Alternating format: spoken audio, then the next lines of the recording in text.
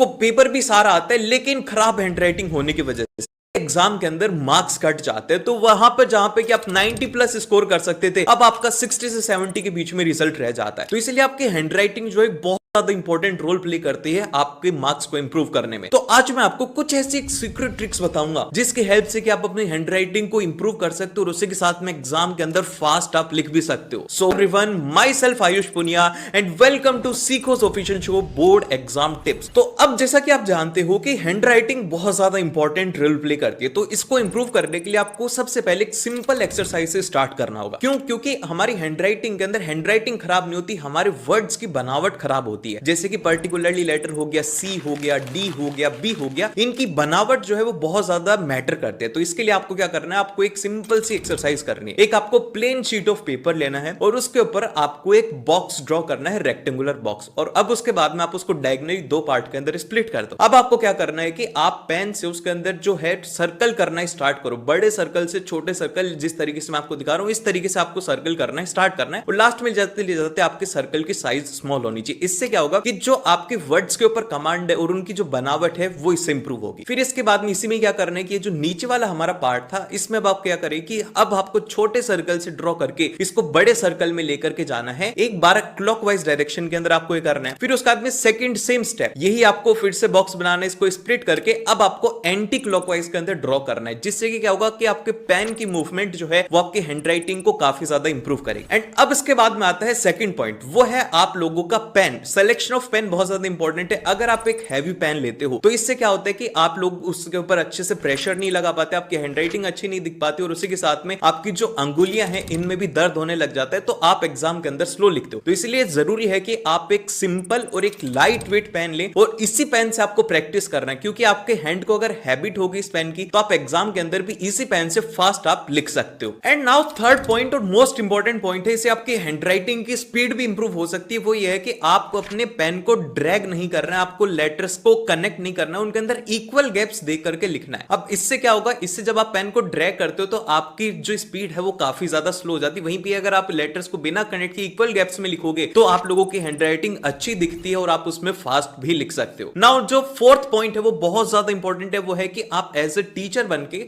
अपनी हैंडराइटिंग को इवैल्यूएट करो। आप देखो कि मैं कौन से जो वर्ड्स हैं उनके अंदर गलतियां करता हूं, तो उसको निकालने के बाद में उन वर्ड्स की आपको एक स्पेसिफिक प्रैक्टिस करते जानी है। और last and most important point है वो है प्रैक्टिस। आप जितना ज्यादा प्रैक्टिस करोगे आपकी हैंडराइटिंग उतनी ही ज्यादा इंप्रूव होगी और आपकी राइटिंग स्पीड भी उसी अकॉर्डिंग इंप्रूव होगी। अगर आप इन स्टेप्स को फॉलो करते हो तो आपकी हैंडराइटिंग डेफिनेटली इंप्रूव होने वाली है। और आपको ये वीडियो कैसा लगा एक बार फीडबैक में मुझे जरूर से बताइएगा और मिलते हैं आप